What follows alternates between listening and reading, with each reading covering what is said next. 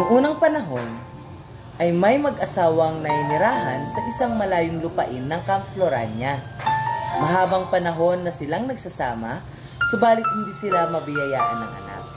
Kung kaya't lagi silang pupunta sa simbahan upang manalangin na mabiyayaan ng kahit na isang anak. Mataas ang pananalig na mag-asawang ito sa Panginoon na balang araw mabiyayaan sila ng anak. Magandang umaga, love. Kumusta ang iyong buong gabi? Bumangon ka na riyan at naghanda na ako ng makakain. Sige, love. Ang sweet mo naman, love. I love you. Ano kayang niluto mo? Parang ang sarap-sarap ah. Sos, nambola ka pa. Kumain na nga tayo.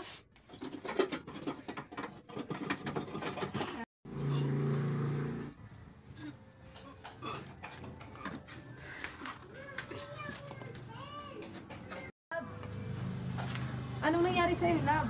Okay ka lang? Ano yung sabihin ko? Hindi lang siguro gusto ng tiyan ko kumain pa muna, love. Muna ka na lang muna, love. Ah, sige, love ha. Sumunod ka na at pagkatapos hindi ka pwedeng walang kain. Oo, love. Sige.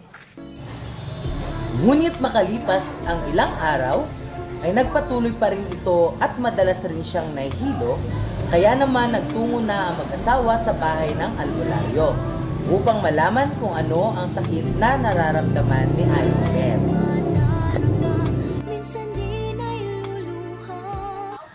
Tao po. May tao po ba riyan? Ano pong may paglilingkod ko, Ginang at Ginoo? Magandang araw ho. Magandang araw din naman. Upo kayo. Love, upo muna.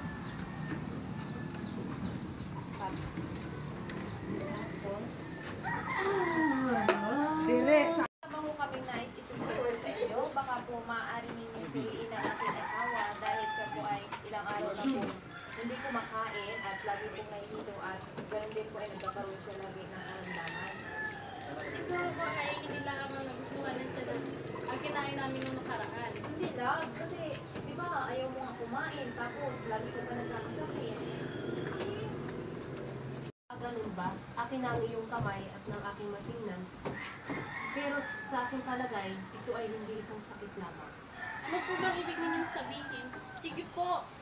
Diyos ko, sana matulungan ninyo ang aking asawa. Ginang at Ginoo, maaari ba kayong kumalma? Baka maging kamukha ko ang batang ito, kakatipid niyo. Totoo po ba ang narinig namin? Bata? Oo, mahal, magkakaanak na tayo. Oh, relax lang kayo. Ito ay parte lang ng paglilihi ng asawa mo. Subalit, medyo maselan ang pagbubuntis ng asawa mo dahil sa pagkakaalam ko, ito ang unang beses ng kanyang pagdadalawang tao. Kaya, mas maigi pa rin mag-ingat. Maraming salamat po kung ganon. Love, narinig mo yun? Magkakaanak na tayo. Oo, love, magkakaanak na tayo.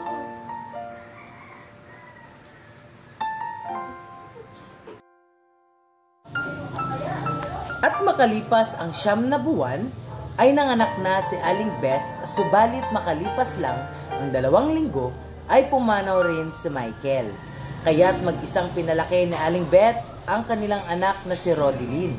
Madalas magkaroon ng sakit si Rodeline, kung kaya't palagi silang nasa albularyo. Si Aling Beth naman ay naglalabandera at kung saan-saan nangungutang ng pera upang may pangtustos sa pagpapagamot ni Rodeline o ng kanyang anak. Ligay ay tila bang walang hanggan. Sana'y di na magising kung nangangarap man din. Kung ang buhay na makulay ang tatahakin. Minsan ay madarapa, minsan di na'y luluha. Di ka na. Mabilis na lumipas ang panahon at mabilis rin lumaki si Rodeline. Subalit taluwas ito sa inaasahan ng kanyang ina dahil imbis na maging masinurin ay natuto siyang lumaban at palasagot sa kanyang ina. Ingatan ka, aalagaan ka sa buhay.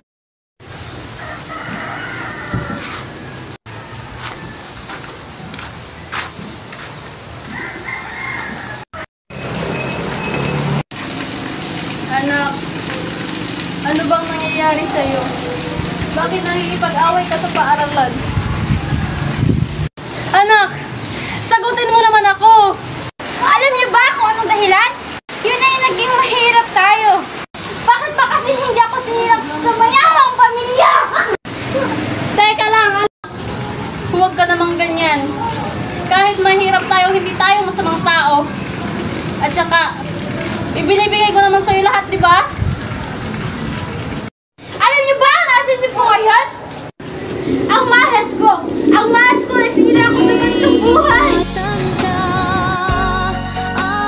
aalagaan ka. Hindi sinasadyang nasampal ni Aling Beth si Rodeline dahil sa inasal nito. At agad namang tumakbo papalayo si Rodeline. Nagsisi si Aling Beth sa nagawa sa kanyang anak, subalit hindi niya lang ito mahabol. Dumiretso si Rodeline sa bahay ng kanyang kaibigan upang doon muna magpalipas ng gabi. Sa kabilang banda naman, si Beth nang hindi siya makita ay buong gabi na nag-aalala. Ilang linggo rin na hindi umuwi si Rodeline at lumipas ang mga araw at buwan na hindi siya nagpakita. Umiiyak pa rin sa Aling Beth dahil sa namiss na ang kanyang anak kahit na ganito ang asal na pinakita sa kanya. Dumaan pa ang ilang araw at umuwi si Rodeline sa kanilang bahay galing sa kanyang kaibigan. Umiiyak siya, niyakap ang kanyang ina at tinanggap naman siya ng buo ng kanyang minamahal na mahal. Walang magulang na kayang itakwil ang kanyang anak. Mahal na mahal kita. Ay, may ipagtatapat po ako sa inyo.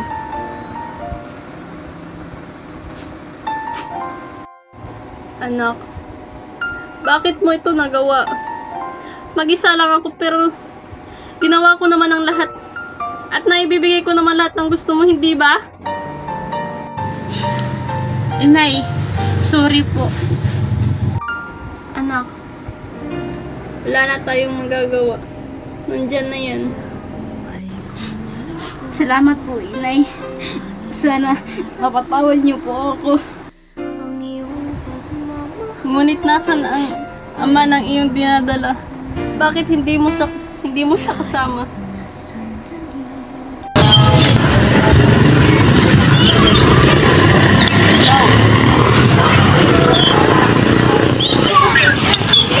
Hello, babe. Babe, buntis ako. At ikaw ang ama ng dinadala ko.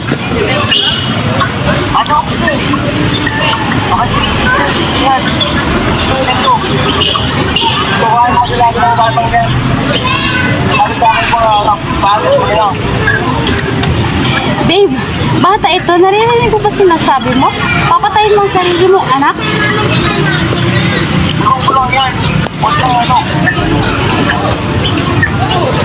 Hindi. Hindi ako papayag. At umalis na po siya, Inay.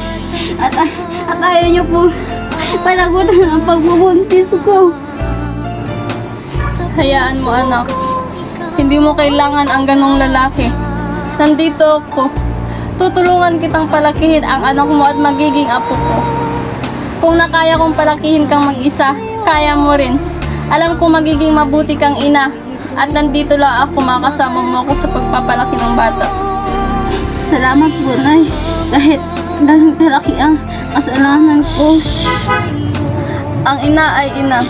At gusto ko, pag naging ina ka na din, ito rin ang gawin mo. Huwag mong bilangin ang sakripisyo mo para sa kanya. At mula noon, namuhay sila ng magkasama at masaya at napalaki ni Rodeline ng maayos ang kanyang anak. Ang ating aral na makukuha sa kwentong ito, no?